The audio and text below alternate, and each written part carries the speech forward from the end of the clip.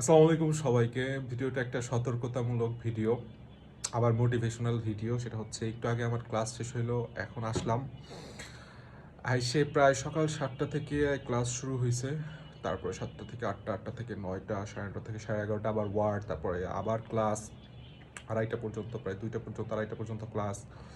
এরপর খাওয়া দাওয়া করে আবার ইভিনিং ওয়ার্ড। সো মেডিকেল লাইফের ভিতরে খুবই স্ট্রাগল আছে এবং খুবই ডেডিকেশন লাগে, খুব পেশেন্স লাগে, ধৈর্য লাগে। প্রতিদিন তোমরা যখন medical first year second year বা আমরা ফার্স্ট ইয়ার থাকবো, চান্স পাবা, চান্স পাই মেডিকেলে ভর্তি হবা, প্রতিদিন দেখা গেছে আইটেম থাকবে, ছোট ছোট ভাইবা পরীক্ষা, এরপরে কার্ড হবে, এরপরে টার্ম হবে, আবার 75%-এর উপরে তোমার অ্যাটেন্ডেন্স লাগবে, আবার সবগুলো পরীক্ষায় পাসও করতে হবে, দেন তুমি ক্লিয়ারেন্স পাবা।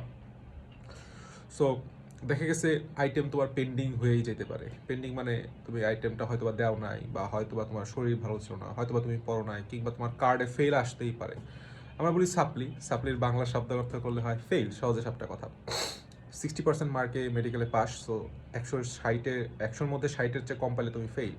তো দেখা গেছে এরকম অনেকবার তোমার হয়তো বা ফেল আসবে, সাপ্লি আসবে, but at the end of the day তুমি যদি হাল ছেড়ে দাও, তোমার মধ্যে যদি ধৈর্য না থাকে এবং তোমার মধ্যে যদি স্ট্রাগল করার মন মানসিকতা না থাকে, তাহলে বললাম তুমি মেডিকেলে সার্ভাইভ করতে পারবে না।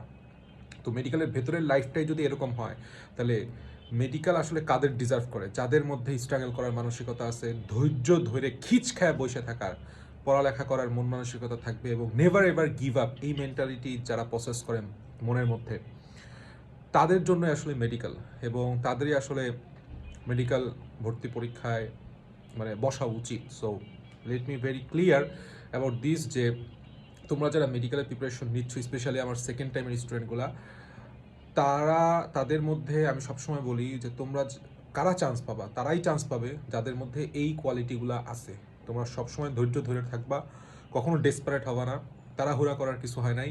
অ্যান্ড তোমাকে স্ট্রাগল করার মাইন্ডসেট থাকতে হবে, মাঝপথে হাল ছেড়ে দেওয়া যাবে না। অনেক বাধা আসবে, হয়তো অনেকবার তুমি পড়তে পারতেছো না, নাম্বার কম আসতেছে, doesn't matter, never ever give up.